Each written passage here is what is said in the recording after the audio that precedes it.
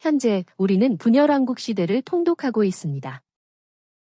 먼저 북이스라엘의 역사와 멸망을 통독하였습니다. 그리고 남유다의 역사와 멸망 1번을 통독하였습니다. 즉 르호보암 왕부터 아몬 왕까지 통독하였습니다. 이번에는 네 번째, 남유다의 역사와 멸망 2번을 통독하려고 합니다. 요시야 왕부터 남유다가 멸망하기까지의 역사를 보면 역사서와 여러 예언서,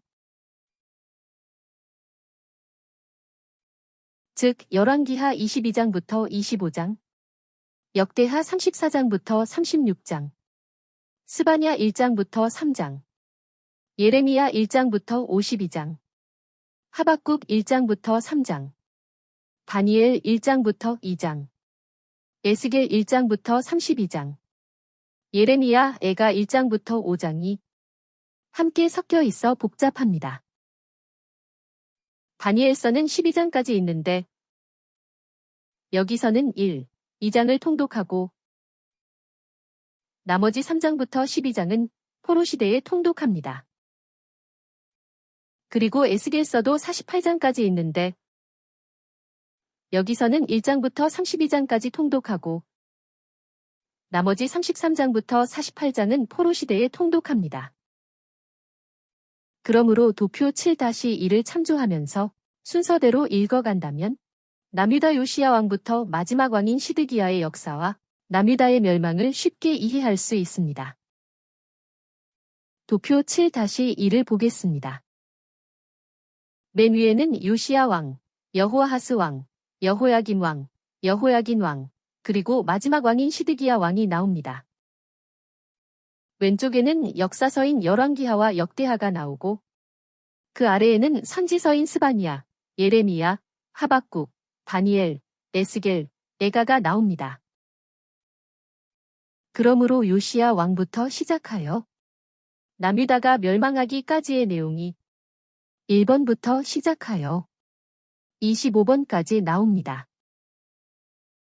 마지막 25번은 역사서에도 나오고 예레미야 선지서에도 나오는데 중복이 되므로 통합하여 설명하였습니다.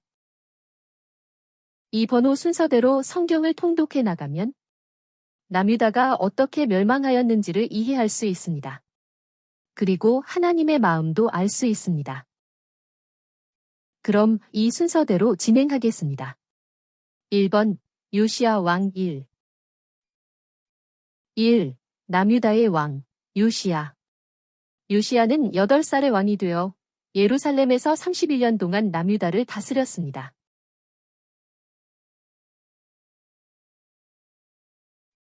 요시야 왕은 통치한 지 8년째에 하나님을 섬기기 시작했으며 12년째에는 산당들과 여러 우상을 없애버렸습니다. 2번 스바냐의 예언 2. 스바냐의 예언. 선지자 스바냐는 히스기야 왕의 후손입니다. 스바냐의 예언과 예레미야의 예언은 요시야 왕이 종교개혁을 하는데 중요한 역할을 하였습니다. 그리하여 요시야 왕은 통치 12년에 1차 종교개혁을 하였으며 6년이 지난 후 제사장 힐기야가 성전에서 율법책을 발견했을 때에 유월절을 지키며 제2차 종교개혁을 단행하였습니다.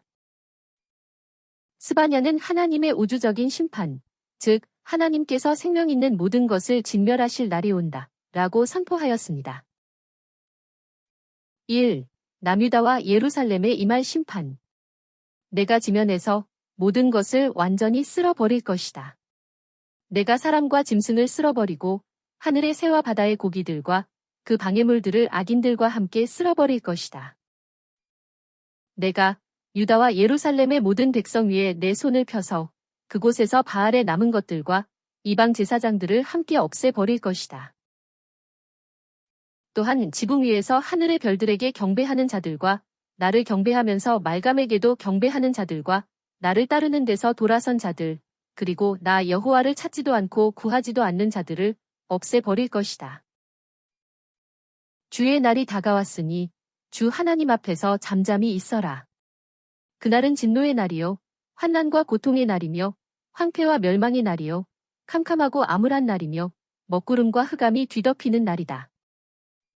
하나님의 진노의 날에는 은이나 금이 그들을 구하지 못하며 온 땅이 하나님의 질투의 불에 삼켜질 것이니 이는 하나님께서 그 땅의 모든 사람을 진멸하실 것이기 때문이다.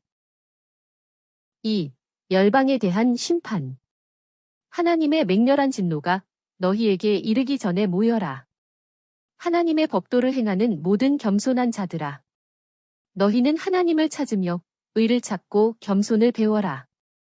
그러면 혹시 너희가 하나님의 진노의 날을 피할 수 있을지도 모른다. 블레셋 사람들의 땅 가나안아. 내가 너를 멸하여 사람들이 없게 할 것이다.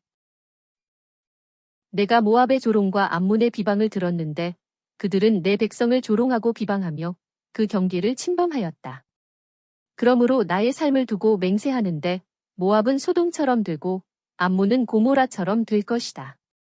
그 땅은 잡초가 우거지고 소금 구덩이가 되어 영원한 황무지가 될 것이니 내 백성 중 남은 자가 그들을 약탈하며 내 백성의 생존자가 그 땅을 소유하게 될 것이다.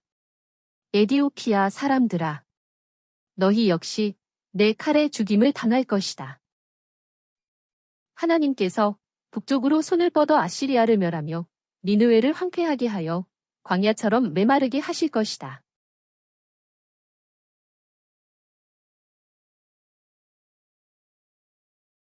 그 성은 편안히 살던 기쁨의 성읍이며 나만 있고 나 외에는 아무도 없다 라고 말하더니 어찌하여 황폐하게 되었으며 짐승의 소굴이 되었는가? 그곳을 지나가는 자마다 비웃으며 손을 흔들 것이다. 3. 유다의 심판과 회복을 약속. 화가 있을 것이다. 반역하고 더러운 곳, 억압을 일삼는 예루살렘 성읍이여. 너는 하나님의 음성을 듣지 않으며 훈계를 받아들이지 않았다. 너는 하나님을 신뢰하지 않으며 하나님께 가까이 나아가지도 아니하였다. 그 성에 있는 고관들은 울부짖는 사자들이고 재판관들은 뼈도 남기지 않는 늑대들이다. 선지자들은 믿을 수 없고 배신하는 자들이며 제사장들은 성소를 더럽히고 율법을 범하는 자들이다. 예루살렘아, 너는 나를 경외하고 내 훈계를 받아들여라. 그러면 내가 벌을 내리지 않을 것이며 그 땅을 멸하지 않을 것이다. 그러나 그들은 부지런히 더욱더 악한 짓을 하였습니다. 그날이 오면 내가 내 가운데서 교만하며 자랑하던 자들을 제거하여 내가 다시는 나의 거룩한 산에서 거만하지 않게 할 것이다. 내가 내 가운데 가난하고 천한 백성을 남겨둘 것이니 그들이 하나님의 이름을 피난처로 삼을 것이다. 이스라엘의 남은 자는 불의를 행치 않으며 거짓을 말하지 않고 남을 속이지 않을 것이다. 그들이 먹으며 누워도 놀라게 할 자가 없을 것이다. 여기까지가 이번 스바냐의 예언입니다. 다음으로 3번 예레미야의 소명을 보겠습니다. 예레미야. 예레미야는 남유다가 멸망할 것을 예언한 선지자로서 스바냐, 하박국, 다니엘, 에스겔과 같은 시대에 활동하였습니다.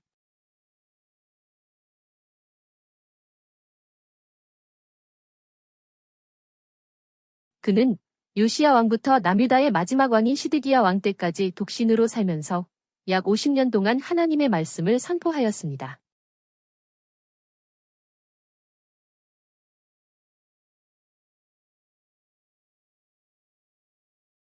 예레미야의 아버지는 요시야 왕 때의 대제사장인 힐기야였습니다.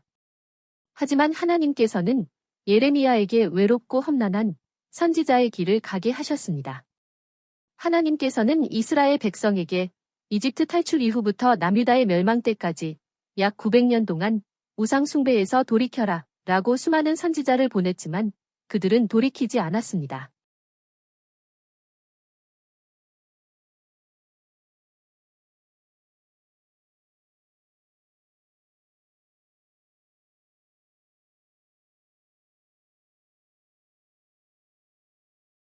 그때마다 하나님께서 진노하셔서 이스라엘 백성을 멸하려고 하셨지만 중보자들의 기도 때문에 그 뜻을 돌이키셨습니다. 그러나 하나님께서도 이제는 참는데 지치셨다는 것을 예레미야 15장 6절에서 표현하고 있습니다. 예루살렘아, 내가 나를 버리고 떠나갔으므로 내가 너를 멸망시킬 것이다. 내가 너를 불쌍히 여기기에도 지쳤다. 예레미야는 아나도 출신으로서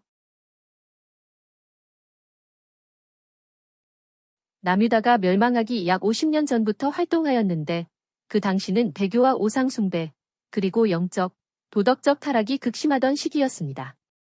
예레미야는 예루살렘 성을 용서해달라고 기도했으나 하나님께서는 그 기도를 듣지 않으셨습니다. 그러자 예레미야는 백성에게 하나님의 징계를 피할 수 없으니 바벨론의 느부갓네살 왕이 침략해오면 대항하지 말고 항복하라 고 예언을 하였습니다. 그는 바벨론에 항복하는 것은 사망의 길이 아니라 생명의 길이라고 역설하면서 그 길이 하나님의 계획이라고 말했습니다. 즉, 그것은 영원한 멸망이 아니라 잠깐 동안의 징계를 통하여 이스라엘 백성을 영원히 보존하시려는 하나님의 특별한 계획이었습니다. 그리하여 예레미야는 남유다 백성에게 평생 동안 많은 핍박과 어려움을 당했습니다. 예레미야는 남유다 백성이 끝까지 죄악에서 돌이키지 않아 마침내 하나님의 말씀대로 남유다가 멸망당하는 것을 보았습니다. 그는 마음이 찢어지는 듯 슬퍼하며 눈물의 선지자로서 사명을 마쳤습니다. 처음에 기록된 예레미야서는 여호야김 왕이 불에 태웠기 때문에 다시 기록하다 보니 예레미야서가 연대순으로 편집되지 않은 것 같습니다.